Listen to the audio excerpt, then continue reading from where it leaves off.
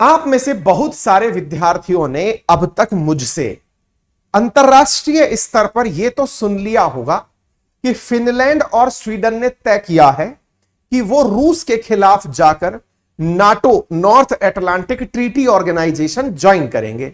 यदि सुन लिया है तो आप एक बार थम्स अप करके मुझे बता दो, क्योंकि मैं इस पर कई सेशन कर चुका हूं।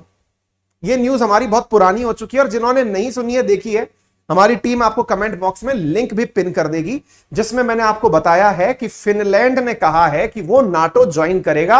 अभी 3 दिन पहले ही मैंने आपको न्यूज पढ़ाई है। अब कोई मुझे कमेंट बॉक्स में यह जवाब दे दे ताकि मैं इस कहानी को आगे बढ़ा सकूं, नाटो ज्वाइन करने की कंडीशन क्या है। कंडीशन से मेरा अर्थ है, मैं आपके सामने ऑप्शन भी बोल देता हूं। नाटो ज्वाइन करने के लिए क्या 30 सदस्यों की, जो ऑलरेडी 30 मेंबर्स हैं नाटो में, उनकी सहमति चाहिए, यस, या फिर 30 में यानी 30 जो मेंबर हैं उनमें केवल बहुमत के आधार पर निर्णय हो जाता है। सवाल दोबारा से सुन लीजिए कि अगर किसी देश को, जैसे मान लीजिए फिलहाल फिनलैंड को या स्वीडन को, नाटो के 30 सदस्यों के साथ ज्वाइन होना है, तो इसका निर्णय पूरे 30 देश करेंगे या फिर 30 में 2/3 के आधार पर, यानी 20 देश एक साथ सोच लिए, 20 कंट्री एक साथ सोच लिए और वो उस तरफ निर्णय ले लेंगे। बताइए, आपको यस और नो में आंसर देना है। पहले तो हमने ये आपको बता दिया, बहुत बढ़िया। इसके साथ साथ इस वाले क्वेश्चन का भी एक बार आंसर दे दीजिए। मैंने पढ़ाया है, ये तो आपने आंसर दे दिया। एक और पोल क्रिएट कर रहे हैं हम आपके सामने, और वो पोल है नाटो के अंदर, नहीं, इसमें 30 वाला पोल क्रिएट करो। यस और नो के अलावा ऑप्शन आ सकता है क्या? देखो, अगर कंटेंट में लिख सकते हो तो एक जगह लिखो 30, एक जगह लिखो 20। अगर कोई भी देश ज्वाइन करना चाहता है तो 30 का समर्थन चाहिए या 20 का समर्थन चाहिए, यह सवाल है ना। बच्चों ने यहां पर कमेंट में आंसर देना भी शुरू कर दिया। एक बार आप नया पोल क्रिएट करो, है ना। चलिए ठीक है, तो अब हम इस कहानी को आगे बढ़ाते हैं। जब तक आप इस चीज को कंफर्म कर चुके होंगे हम इसमें आगे बढ़ेंगे। दिख नहीं रहा पोल, आ गया। 30 का समर्थन चाहिए या 20 का, आप इसके ऊपर आंसर दे दीजिए। बच्चों के आंसर भी आने पोल में शुरू हो चुके हैं, बहुत ही बढ़िया। जैसा मैं देख पा रहा हूं, आप में से अधिकांश बच्चों ने सही जवाब दिया है, और अगर आपके जवाब सही हैं तो निश्चित ही यह तय मानिए कि आपको पता है कि आज की न्यूज किस तरह से आगे बढ़ेगी। जितने भी विद्यार्थी मुझे सुन रहे हैं उनमें से 88% बच्चों ने वोट देके बता दिया है कि 30 देशों का समर्थन चाहिए यदि कोई 31वां देश जुड़ना चाहता है। क्लियर? हमारे सेशंस पहले ही हमने पिन कर दिए हैं, सब सही है। तो आज की स्टोरी को ध्यान से सुनिए, हम आगे बढ़ाते हैं। स्टोरी यह है कि इन 30 देशों में से एक देश है, उसका नाम है तुर्की, टर्किया, जिसने फिलहाल अपना नाम बदलने का प्रयास किया। टर्की ने हाल ही में कहा है, अब देखिए मैं टर्की के बारे में पहले ही बता देता हूं, टर्की एक नाटो कंट्री है, यानी कि ऑलरेडी ये नॉर्थ अटलांटिक ट्रीटी ऑर्गेनाइजेशन का मेंबर नेशन है। और इस मेंबर नेशन ने हाल ही में स्टेटमेंट दिया है। क्या स्टेटमेंट दिया है? कि भाई मैं स्वीडन और फिनलैंड को नाटो में जुड़ने नहीं दूंगा। अगर आपने मेरे साथ पोल में सही से पार्टिसिपेट किया हो तो आपको यह न्यूज ऑटोमेटिकली समझ में आ गई होगी कि यह कितना मायने रखती है। क्या है कहानी? कि यदि, मतलब टर्की ने क्या कहा है, फिर से सुन लीजिए। टर्की कौन? यह नाटो सदस्य है। नाटो जो कि 30 मेंबर हैं, आप लोग पोल में पार्टिसिपेट कर चुके हैं कि 30 के 30 देशों का समर्थन चाहिए, और समर्थन चाहिए, इनमें से एक देश बोल चुका है कि भाई मैं फिनलैंड और स्वीडन को जुड़ने नहीं दूंगा, मैं इनका रास्ता ब्लॉक करूंगा। है इंटरेस्टिंग कहानी। यानी सोचो आप, स्वीडन और फिनलैंड ने कितने सालों बाद अपनी जनता को मनाया, रूस के खिलाफ तैयार किया कि हम सब लोग चल करके अब बच्चू भाई के तांगे में बैठेंगे, हम सब लोग चल के नाटो ज्वाइन करेंगे। पूरी जनता ने अपने यहां वोटिंग करी, और उस वोटिंग का परिणाम क्या निकला? परिणाम यह कि एक देश बोल रहा है मैं नहीं करने दे रहा। यह तो गजब हो गया भाई साहब, यह तो गजब बेइज्जती वाली बात हो गई, और स्वीडन और फिनलैंड के साथ गजब बेइज्जती फीलिंग हुई है। रसप अर्दगन ने ऐसा क्यों किया, अब यह कारण जानने योग्य है, बाकी तो सारी कहानियां सामान्य है। फिलहाल के लिए आप यह सुन लीजिए कि दोनों ही फिनलैंड और स्वीडन के जो प्रधानमंत्री हैं वो इस बात पर बहुत जबरदस्त तरीके से भिना गए हैं। इनमें से इनके एक मंत्री तक ने तो यह दावा कर दिया है, फिनलैंड वाले ने, कि हमें तुर्की के सामान का बहिष्कार शुरू कर देना चाहिए, हमें तुर्की के कबाब नहीं खाने चाहिए, जो मीट का बनता है कबाब बोले वो नहीं खाने चाहिए, हमें तुर्की की गाड़ियों का बहिष्कार करना चाहिए, हमें तुर्की घूमने नहीं जाना चाहिए, तुर्की का बायकॉट कर दीजिए। इसने ऐसा क्यों बोला है? इंटरेस्टिंग कहानी। हम लोगों को अक्सर ये जो नॉर्डिक और स्कैंडिनेवियन कंट्री होते थे, नॉर्वे, स्वीडन, डेनमार्क, फिनलैंड, ये बहुत समझदार प्रकार के प्रतीत होते थे। समझदार क्यों? कि कोई सा भी आप लिंक निकालिए, कोई सी भी लिस्ट निकालिए, चाहे प्रेस की फ्रीडम हो, चाहे ह्यूमन डेवलपमेंट इंडेक्स हो, ये टॉप पर ही बैठे पाते थे। टॉप पर बैठे हुए लोगों की जो ये स्थिति है कि वो दूसरे देश से खिन्न होकर कह रहे हैं इनके सामान का बहिष्कार कर दो, इनके साथ व्यवहार खत्म कर दो, ये उनकी असलियत दर्शाता है। मैंने इसके ऊपर आप लोगों के सामने पूरी तरह एक सेशन लिया है। आप सभी ने आज से 2 दिन पहले इस सेशन को देखा है। फिनलैंड की पूरी कहानी मैंने समझाई है। साथियों, नाटो के जो अध्यक्ष हैं जिनका नाम है जेंस स्टोलबर्ग, उन्होंने तो बाकायदा स्वीडन और फिनलैंड का स्वागत भी कर दिया था कि वेलकम है आप सभी का। लेकिन उन्हें क्या पता था कि बारात में एक फूफा भी होगा जो रूस जाएगा। रूस जाएगा बोले, रशिया वाला रूस नहीं है, यहां नाराज होने से जिक्र हो रहा है। तो साहब, ये जो फूफा हैं, ये इस बारात में जो नाटो में बैठे हुए हैं, उनका नाम है तुर्की। अब ये फूफा नाराज क्यों हुए, इसके पीछे की कहानी जानते हैं, क्योंकि समय सबका आता है। तुर्की असल में ये एहसास दिला रहा। अच्छा, तुर्की से एक बात याद आई। अच्छा, आप सबने एक न्यूज को हमारे द्वारा बहुत सुना होगा, पढ़ा होगा, जिसमें हमने आपको बताया था कि तुर्की ने भारत से गेहूं आयात करने का ऑर्डर दिया था। इंडिया में काफी ज्यादा ट्रेंड हुई है ये खबर। और तुर्की की किसी प्राइवेट कंपनी ने भारत के एग्री बाजार नाम की एक कंपनी को ऑर्डर दिया था। ये हमने भी पढ़ाया है, न्यूज में भी कवर हुआ है। लगभग 50,000 टन का ऑर्डर था। उसमें भी एक अपडेट आया है। जब तुर्की को यह पता चला कि अरे बाबा, ये लोगों को तो हमारी सच्चाई पता चल गई है कि हम गेहूं खाएंगे इंडिया का, जिस इंडिया का हम विरोध करते हैं, तुर्की ने पब्लिकली एक न्यूज आउट की है। और वो ये है, सरकारी रूप से जांच वो दी है, स्पष्टीकरण कि हमारे पास पर्याप्त मात्रा में गेहूं है, हम इंडिया से गेहूं नहीं मंगाएंगे। यानी तुर्की अपनी इमेज को लेकर इतना कॉन्शियस हुआ कि अगर हमने इंडिया से गेहूं मंगा लिया, क्योंकि इंडिया ने सबसे पहले खुद ने मना किया कि हम गेहूं निर्यात नहीं करेंगे, इससे हुई बजर बेइज्जती किसकी? तुर्की की। क्योंकि असल में तुर्की भारत विरोधी कारनामों के लिए जाना जाता रहा है। जब तुर्की का ऑर्डर कंफर्म हुआ, पूरी इंडियन मीडिया में प्रकाशित हो गया कि तुर्की ने इतना टन गेहूं मंगवाया है, तो जैसे ही यह न्यूज प्रकाशित हुई, भारत सरकार ने अगले ही दिन कह दिया कि हम एक्सपोर्ट पर बैन लगा रहे हैं। अब एक्सपोर्ट पर बैन लगा, यह हुई बजर बेइज्जती तुर्की की। अब उसने इससे निपटने के लिए खुद से स्पष्टीकरण दिया, हमने तो मंगाया ही नहीं था, हमने तो मंगाया ही नहीं था। बिल्कुल सही कह रहे हो, आपने नहीं मंगाया था, आपकी किसी कंपनी ने मंगाया था। मतलब कंपनी काम करे तो आपका, नहीं करे तो किसी और का। सीधा सा मतलब यह है कि तुर्की ने पल्ला झाड़ लिया ये कह करके हमने नहीं मंगाया था। एनीवे, तो अभी हम फिलहाल तुर्की को यहां घसीटते हैं। कहानी क्या है अब वो सुनिए। साथियों, आप सबको बहुत अच्छे से अब तक अंतरराष्ट्रीय रूप से यह पता चल गया है कि इस पूरी दुनिया में जो सारा संकट है वो नाटो की वजह से बना हुआ है। ना तो यूक्रेन नाटो की गोदी में जाके बैठने की कोशिश करता, ना रशिया नाटो के ऊपर, ना रशिया कभी यूक्रेन के ऊपर इस प्रकार की कार्रवाइयां करता।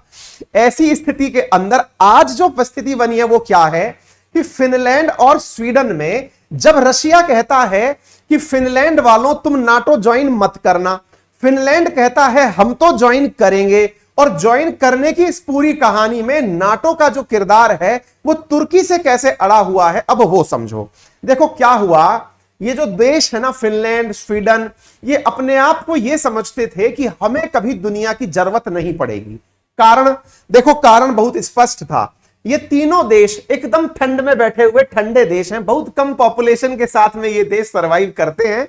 ऐसी स्थिति में इन्हें लगता था कभी हमें जरूरत नहीं पड़ने वाली किसी और की। जब हमें किसी और की जरूरत नहीं पड़ेगी तो ऐसी स्थिति में हमें दुनिया पर जो स्टेटमेंट देना है दे देंगे। ऐसा ही इन्होंने तुर्की के साथ किया हुआ था।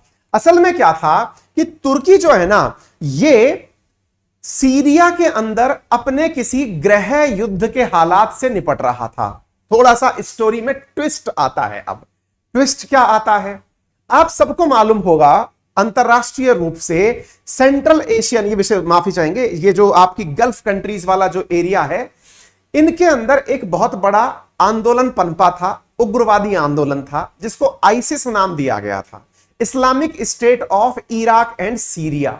वो जो सीरिया है ना, उस सीरिया का बॉर्डर तुर्की से लगता है। देखिए मैं आपको यहां पर दिखाने का प्रयास करता हूं कि जो तुर्की है, इससे सीरिया का बॉर्डर लगता है।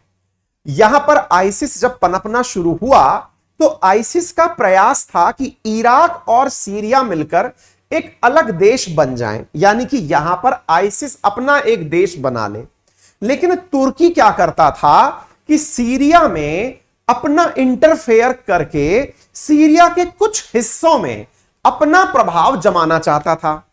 ऐसी स्थिति में सीरिया के अंदर बैठे हुए जो कुर्द लड़ाके हैं, वो तुर्की की तरफ बैठे हुए तुर्क लड़ाकों से लड़ते रहते थे। मतलब इनकी तरफ जो लड़ाइयां होती थी, इस तरफ तो थे कुर्द और इस तरफ थे तुर्क। कुर्द और तुर्क की लड़ाई जब होती थी तो तुर्की क्या करता था कि सीरिया के गृह युद्ध के हालात में यह भी अपनी तरफ से हाथ साफ कर लिया करता था। जब एक देश डूब रहा हो तो बॉर्डर के अंदर तुर्की भी इसके देश में आग लगाने पहुंच जाता था। इस बात का विरोध किया किसने? स्वीडन ने और फिनलैंड ने। उन्होंने क्या कहा कि हम लोगों को, किन लोगों को? यूरोपियन यूनियन को। अब ध्यान से सुनिएगा, थोड़े से ज्यादा तथ्य हैं, हो सकता है कईयों का दिमाग फट जाए, लेकिन चीजें रिलेट करेंगे तो काम चल जाएगा। यूरोप के 27 देशों का एक संगठन है जिसका नाम है यूरोपियन यूनियन। उस यूरोपियन यूनियन के ये दोनों देश मेंबर हैं। कौन कौन? फिनलैंड और स्वीडन। फिनलैंड और स्वीडन ने यूरोपियन यूनियन से कहा था कभी कि तुर्की को हथियार मत बेचो। हथियार मत बेचो को अंग्रेजी में कहते हैं आर्म्स एम्बार्गो। हथियार मत बेचो, हथियार ना बेचने को कहा जाता है आर्म्स एम्बार्गो, यानी हथियार के निर्यात पर प्रतिबंध लगा दो। तो यूरोपियन यूनियन जो कि तुर्की को 2019 में हथियार ना बेचने के बारे में विचार कर रही थी, वो इन दो की वजह से थी। हथियार क्यों ना बेचो? क्योंकि स्वीडन और फिनलैंड ने कभी कहा था कि तुर्की जो कि यूरोपियन यूनियन का सदस्य नहीं है, ये हमारे दिए हुए वेपन्स से सीरिया के अंदर, यानी कि इस देश के अंदर घुसकर लोगों को मारता है। अब यह बात तुर्की को 2019 से खटक रही थी कि बेटा कभी हमारा भी दिन आएगा। तुर्की ने उस दिन का बदला कि बेटा एक बार जब हमें जरूरत पड़ी थी कि यूरोपियन यूनियन हमें हथियार दे, तो तुम ही थे जिसने हमें हथियार देने से रुकवाया था। आज हम नाटो में हैं और तुम नाटो में आना चाहते हो। अब यह बात हम पर है कि हम डिसीजन करें कि तुम्हें आने दे कि नहीं आने दे। Tit for tat. कहते हैं कि इस कलयुग में सब कुछ यही है, सुख भी यही है, दुख भी यही है। आपके कर्मों की प्रतिक्रिया तुरंत मिल रही है। अब साहब एक और चीज सुनिए, तुर्की की कैसे चाल सेट बैठी। तुर्की ने कहा कि ये नॉर्वे और स्वीडन जो देश हैं, इन्होंने हमारे देश के अंदर, अच्छा आपको पता हो 2016 के अंदर क्या हुआ था, ये जो आपका तुर्की है ना, इसके अंदर 2016 में रसप अर्दगन की सरकार को गिराने का एक आंदोलन चला था। उस आंदोलन के अंदर एक आदमी हीरो बन के आया जिसका नाम था फतेहुल्लाह गुलेन। ये आदमी का नाम है फतेहुल्लाह गुलेन। ये जो फतेहुल्लाह गुलेन जो था, ये गुलेन आंदोलन नाम से एक आंदोलन चलाया और अर्दगन को सीट से उतारने की कोशिश किया। अर्दगन ने गुलेन को देश से निकलवा दिया। आपको पता है वो जाके शरण कहां लिया? वो शरण लिया स्वीडन और फिनलैंड में। यानी कि जिस व्यक्ति ने अर्दगन की सरकार गिराने का प्रयास किया हो और वो व्यक्ति आज स्वीडन और फिनलैंड में शरण बैठ करके ले रहा हो, और तो और जिसको तुर्की ने प्रतिबंधित संगठन बना रखा हो, वो प्रतिबंधित संगठन स्वीडन और फिनलैंड से समर्थन प्राप्त कर रहा हो, तो ऐसी स्थिति में तुर्की को तो बुरा लगेगा ही, विशेष रूप से अर्दगन को तो बुरा लगेगा ही, क्योंकि ये हर साल 2021 में देख लो 5वीं एनिवर्सरी बनाई थी इन्होंने इस बात को याद करते हुए कि मेरा तख्ता पलट का प्रयास किया गया था। यानी अर्दगन ने इसको अपनी अस्मिता से जोड़ लिया है, अपने आत्मगौरव से जोड़ लिया है कि 5 साल हो गए मुझे गिराने का प्रयास किया था कुछ लोगों ने। तो जो गुलेन है ना, उस गुलेन के अपोजिशन में चूंकि वो 2 देश थे जिन्होंने समर्थन दे रखा था, तो तुर्की के तो ये गुलेन भाई साहब जो हैं ये विरोधी हैं और स्वीडन इनका स्वतः विरोधी बन गया है। अब सवाल बनता है सर, लेकिन स्थितियां अभी सामान्य नहीं हैं, तुर्की को अपना बदला लेने का मौका तो मिल गया, लेकिन क्या आपको नहीं लगता कि इसके इस बदले में पता चला कि रशिया जो है वो फिनलैंड और उसको निपटा दिया? बहुत सही सवाल सोचा आपने, लेकिन इसमें एक तर्क मैं अब आपको ऐड करना चाहूंगा। मेरे प्यारे साथियों, तुर्की जो है ना, ये इस समय एक गजब का गेम खेल रहा है। क्या गेम खेल रहा है? ये एक तरफ तो नाटो से सारी सुविधाओं का लाभ लेता है, वहीं दूसरी तरफ नाटो का मेंबर होते हुए भी रशिया से पूरी दोस्ती निभाता है। इंटरेस्टिंगली बात सुनिए, आप समझिए इस प्रकार से कि ये नाटो कंट्रीज के दिमाग में भी एक बहुत बड़ी परेशानी बनकर बैठा हुआ है। आप पूछेंगे वो कैसे? अभी बताते हैं। आपको मालूम होना चाहिए कि नाटो देशों का मुखिया है अमेरिका, लेकिन तुर्की ने अमेरिका के खिलाफ जाकर रूस से S-400 डिफेंस सिस्टम परचेज किया, यह कहते हुए कि डिफेंस जब मेरा है तो मुझे जो अच्छा मिलेगा मैं वो लूंगा।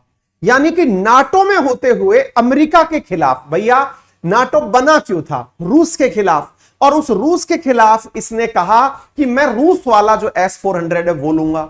और तो और सोच के देखो, यूक्रेन और रूस की जब लड़ाई चल रही है उस समय पर तुर्की ने लोगों से कहा, लोगों ने तुर्की से कहा, नाटो देशों ने तुर्की से कहा कि तुम एक काम क्यों नहीं करते? बोले क्या? बैन क्यों नहीं लगा देते तुर्की, मतलब आप जो है वो रशिया के ऊपर पाबंदी क्यों नहीं लगाते, रशिया के साथ व्यापार बंद क्यों नहीं कर देते? अर्दगन का बयान देखिए, इसने भाई साहब बहुत तगड़ी सेटिंग कर रखी है। और वो क्या कर रखी है?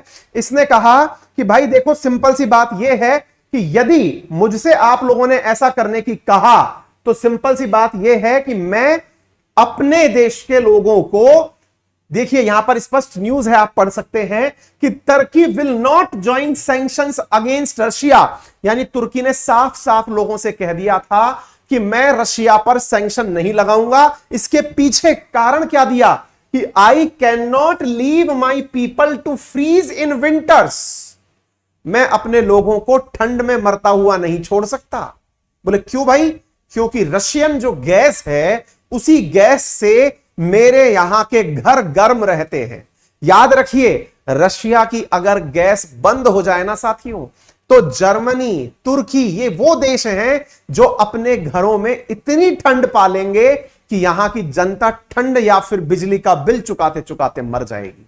रशिया से निकली हुई गैस से ही जर्मनी, तुर्की जैसे देश अपने घरों को गर्म रखते हैं, हीटर के माध्यम से चला के रखते हैं।